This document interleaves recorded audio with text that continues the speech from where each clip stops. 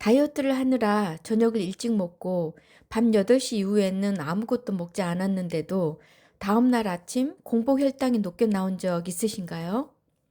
밤새 아무것도 먹지 않았는데 내 혈액 속 포도당은 도대체 어디에서 나온 거죠? 어제 많이 안 먹었는데 왜 아침까지 혈당이 높지?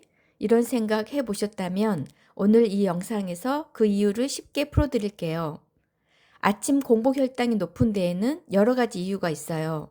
그 중에서도 오늘은 갱년기에 특히 중요한 내장 지방, 지방간, 그리고 수면과 호르몬 변화를 중심으로 살펴볼게요. 우리가 자는 동안에도 뇌와 장기는 계속해서 에너지가 필요하죠. 간은 우리 몸에서 화학 공장이자 에너지 창고 역할을 해요.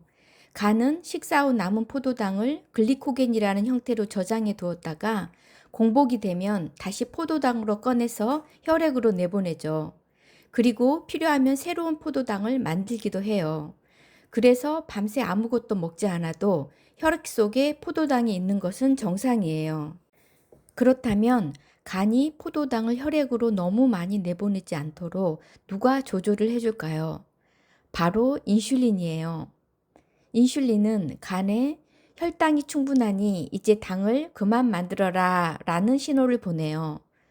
건강할 때는 이 신호에 맞춰 간에서 만드는 포도당의 양이 적절하게 조절되죠.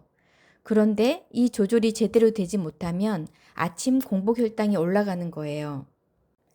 그러면 무엇 때문에 간에서 포도당을 혈액으로 너무 많이 내보내게 될까요?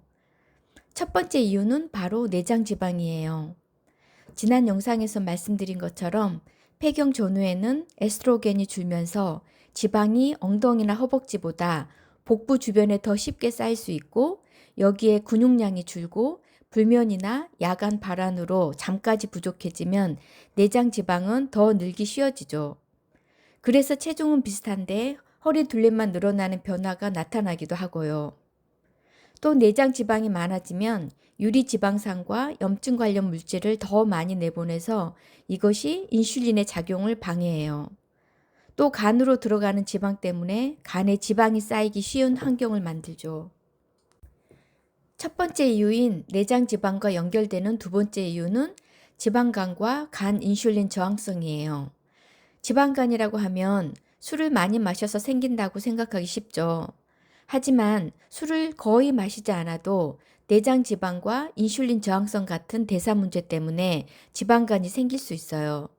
저도 약 5년 전부터 건강검진에서 지방간이 있다는 말을 듣고 깜짝 놀랐어요. 평소 술을 거의 마시지 않았기 때문에 더 그랬죠. 물론 제 지방간의 원인을 폐경 하나만으로 단정할 수는 없어요.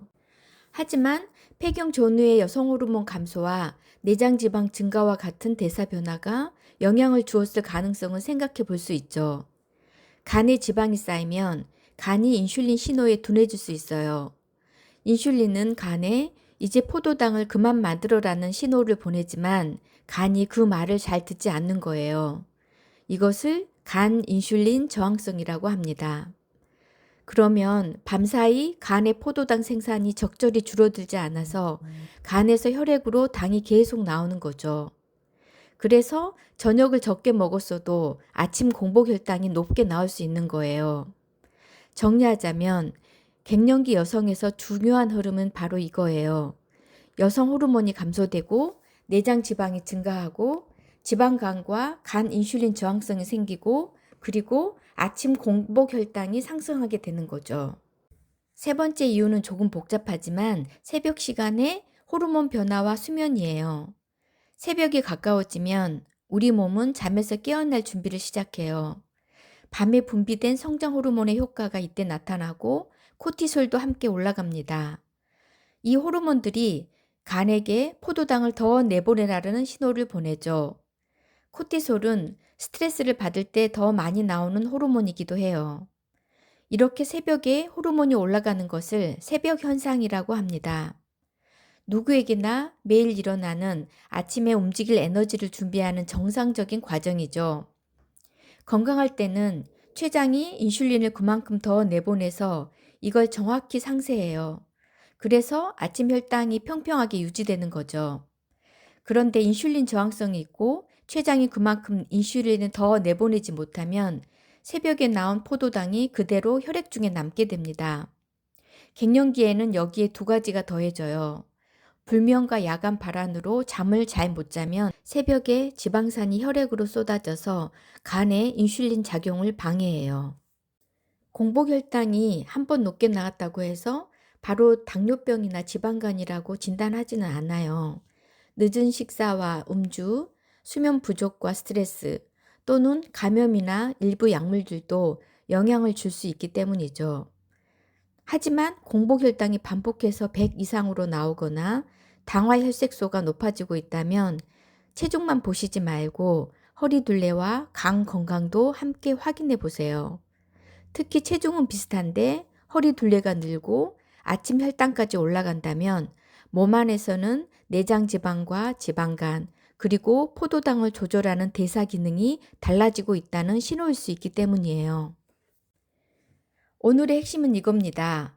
아침 공복혈당은 전날 저녁에 먹은 음식만의 문제가 아니에요.